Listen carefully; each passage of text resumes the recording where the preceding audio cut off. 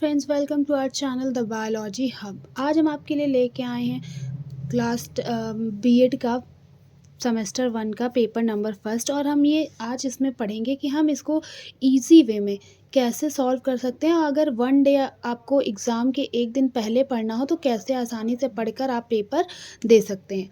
इसी में हम बात करें तो कुछ ऐसे क्वेश्चंस हैं जो कि प्रॉपरली ऑलवेज हमेशा एग्ज़ाम में पूछे जाते हैं, जिनमें से कुछ क्वेश्चन हैं। शिक्षा से आप क्या समझते हैं? शिक्षा का संकुचित और व्यापक अर्थ बताइए। शिक्षा का अर्थ और परिभाषा लिखते हुए शिक्षा की विशेषता पर प्रकाश डालिए। शिक्षा की अवधारणा स्पष्ट करते हुए शिक्षा को विभिन्न अवधारणा का उल्लेख कीजिए। औपचारिक और अनौपचारिक शिक्षा क्या है, दोनों में अंतर स्पष्ट कीजिए। साथ में औपचारिक अथवा अनौपचारिक औपचारिक शिक्षा में के उद्देश्य और प्रमुख विशेषताएं बताइए। ऐसे प्रश्न आपको लगभग देखने को मिलेंगे जो आपके एग्ज़ाम प्रोस्पेक्टिव से काफ़ी इम्पॉर्टेंट होते हैं। साथ ही हम अगले उस प्रश्न की बात करें तो शिक्षा का त्रिध्रुवीय पक्ष का विवरण दीजिए। साथ में शिक्षा विज्ञान या कला उल्लेख कीजिए। इसके साथ शिक्षा एक द्विमुखी प्रक्रिया है, यह इस कथन को स्पष्ट कीजिए। शिक्षा मानव के जन्मजात शक्तियों का सहज समन्वय पूर्ण एवं प्रगतिशील विकास है या आलोचनात्मक विवेचना कीजिए। ठीक है। शिक्षा के विभिन्न अभिकरणों का वर्णन कीजिए। Sorry for mistake. शिक्षा के नवीन प्रकृतियों का संक्षिप्त वर्णन कीजिए। इसके अलावा शिक्षा के नवीनतम प्रकृतियों, नवाचार के मार्ग में अवरोधक तत्वों का वर्णन कीजिए। ऐसे प्रश्न आपको देखने को मिलेंगे। यही हम इसके थर्ड की बात करें तो यहाँ पर दर्शन एवं शिक्षा में संबंध उल्लेख करते हुए दर्शनों का शिक्षा का प्रभाव का वर्णन करें। दर्शन और शिक्षा एक ही सिक्के के दो पहलू हैं, स्पष्ट कीजिए। शिक्षक दर्शन का अर्थ एवं परिभाषा ज्ञात कीजिए। बेसिक बुनियादी शिक्षा के आधारभूत सिद्धांतों पर एक संक्षिप्त टिप्पणी लिखिए। भारत के बेसिक शिक्षा असफल क्यों रही और विवेचना कीजिए अथवा वर्ध शिक्षा योजना के गुण दोषों की विवेचना कीजिए। नौ, गांधी जी की दृष्टि में आधारभूत शिक्षा के मूल सिद्धांत क्या हैं और गांधी जी द्वारा निर्धारित पाठ्यक्रम पर टिप्पणी कीजिए। अगर हम इस वीडियो की बात करें हम कैसे क्वेश्चंस पढ़ेंगे और इसे कैसे आसानी से तैयार कर पाएंगे, तो अगर हम लॉन्ग आंसर्स तैयार करते हैं तो इसको आसानी से हम तैयार कर सकते हैं।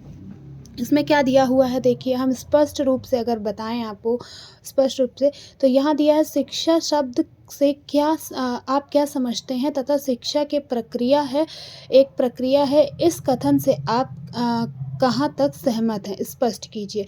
तो उत्तर में हम लिखेंगे शिक्षा शब्द की व्युत्पत्ति संस्कृत की शिक्षा धातु से हुई है, जिसका अर्थ है सीखना और सिखाना।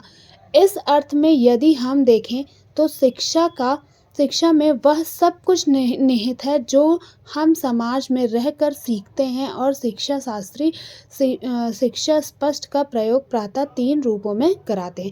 हम जानते हैं कि हमारे आसपास रह रहे चीज़ों को, जो भी चीज़ देखते हैं हम वो चीज़ें सीखते हैं और ये शिक्षा जीवन पर्यंत चलती चली जाती है।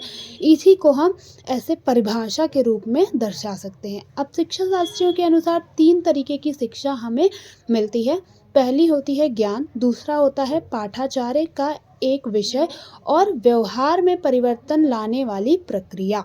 अब देखिए, जो पढ़े लिखे लोग होते हैं, यानी बच्चे में जब शिक्षा नहीं होती तो उसके अंदर नादानियाँ होती हैं और वो बहुत सारे ऐसे कार्य करता है जो कि उसकी नैतिकता के लिए या उसके लिए सही नहीं है।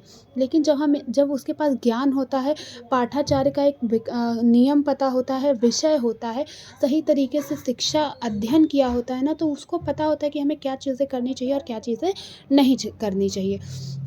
वास्तव में यदि देखा जाए तो शिक्षा का तीसरा अर्थ अधिक उचित प्रतीत होता है। समाज में रहकर व्यक्ति को जो कुछ सीखता है वह उसी के परिणाम स्वरूप वह स्वयं को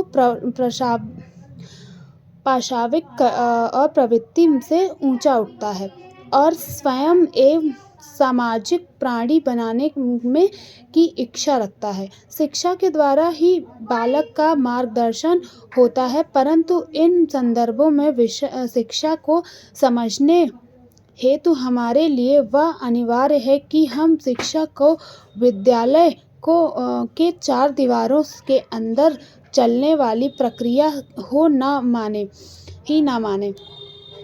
साथ में इसको अन्य तरीके से भी स्पष्ट किया जा सकता है।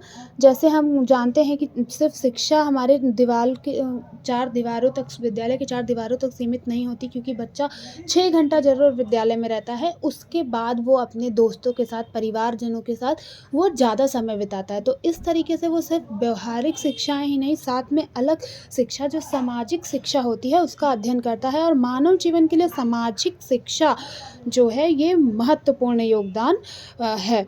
ठीक है, महत्वपूर्ण है, क्योंकि बिना सामाजिक शिक्षा के एक व्यक्ति का जीवन संभव नहीं है। शिक्षा एक प्रक्रिया है। अनेक विद्वानों के अनुसार शिक्षा एक प्रक्रिया माना गया है। प्रक्रिया के तात्पर्य ऐसी क्रिया से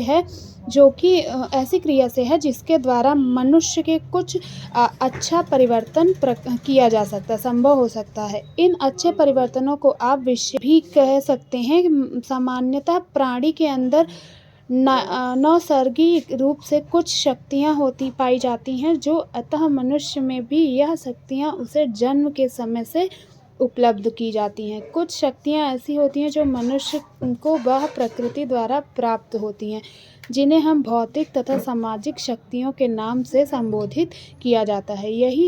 यह सभी शक्तियाँ एक साथ मिलकर के प्रभाव प्राणी पर ऊपर डालती हैं और वही उनको विकसित करने में सहायता करती हैं।